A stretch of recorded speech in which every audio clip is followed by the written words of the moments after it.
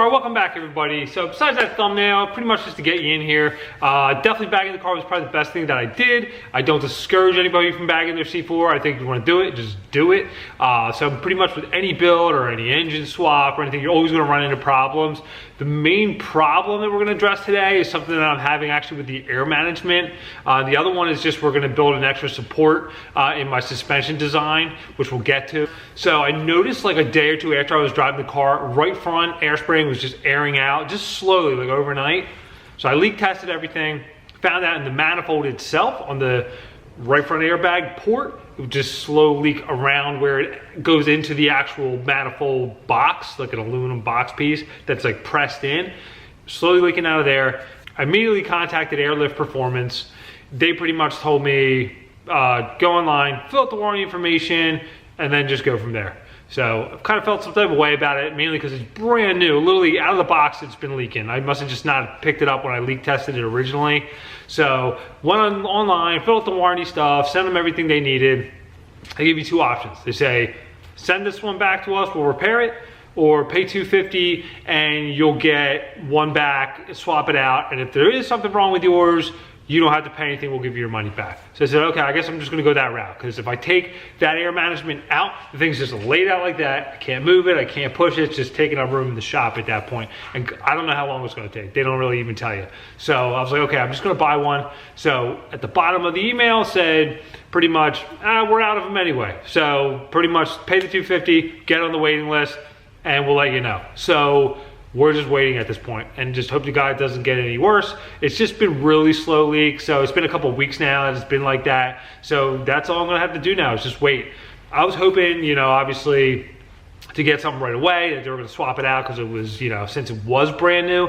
I understand like months down the road or something like that, you have some issues with it, which is normal. I am in the parts business, things are defective. I'm totally understanding of that. But, you know, it being brand new and spending close to $2,000 just on the air management, I was just hoping, hey, you know, they would do something right away. So that's kind of like the main thing that, you know, is irritating about this point, that I just have to wait for it, which I'm not a big fan of anyway. So here we are. So maybe like a year or two I'll do a follow-up video when I actually get the thing and swap it over. So that is that. That's mainly the only issue I ran into so far. As far as the suspension stuff's concerned, everything's been awesome. It's been driving great, handling great. And the only thing we're doing today, we're gonna add a support to my rear lower control arms that I made. So I did notice after doing everything, there's a lot of leverage on that rear strut rod, if you're familiar, of where the air spring is placed. And in order for me to get the cars low, I had to kind of put it there, and I chose to put it there just to do a different design.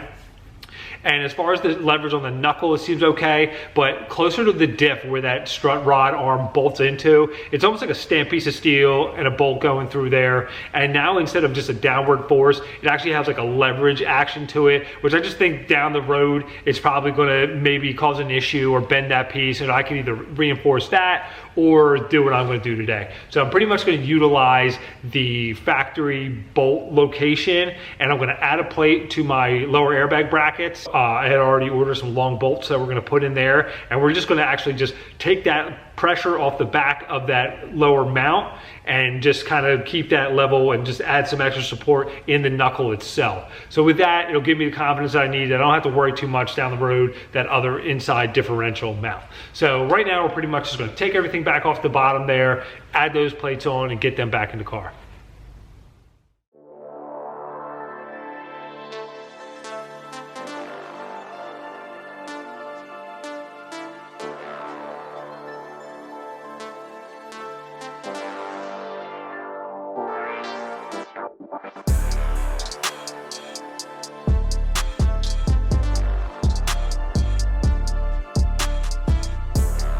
All right, so I have my pieces cut here.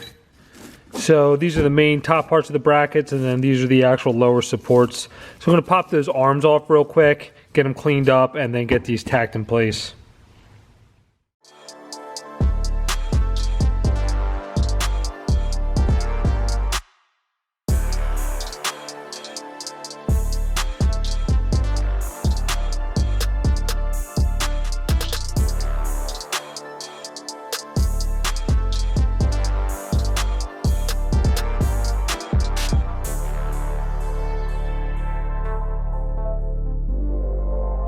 I got it finished welded here. Let's give you a look at that. So that's where the bottom of the bolt will go and mount to there. All right, now I got them both welded up. So give you a look at that there.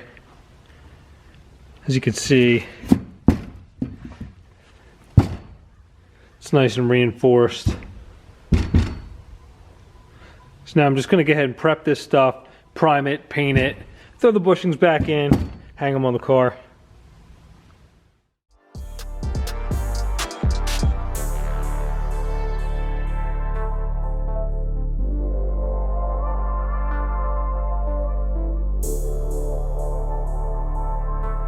All right, so I have the lower arms back on the car now, and I'm going to show you what I'm going to do here. So this is a long bolt, kind of like what's in there normally with the leaf spring from the factory. This is a 12-inch long bolt just for this application. I had to custom order these. So it's going to go through here.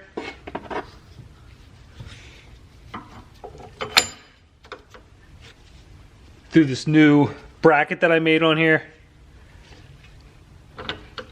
Same bushing. Nylocker, and I'm going to tighten that up.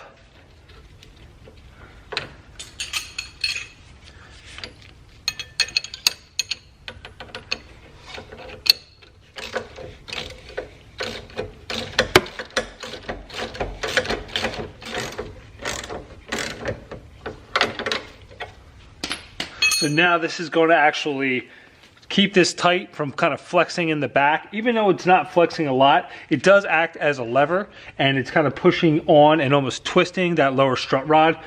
Now that the bolt's in here, it'll give me all the extra support and not have to worry too much about it twisting at all. So I'm gonna go ahead and put the other side on.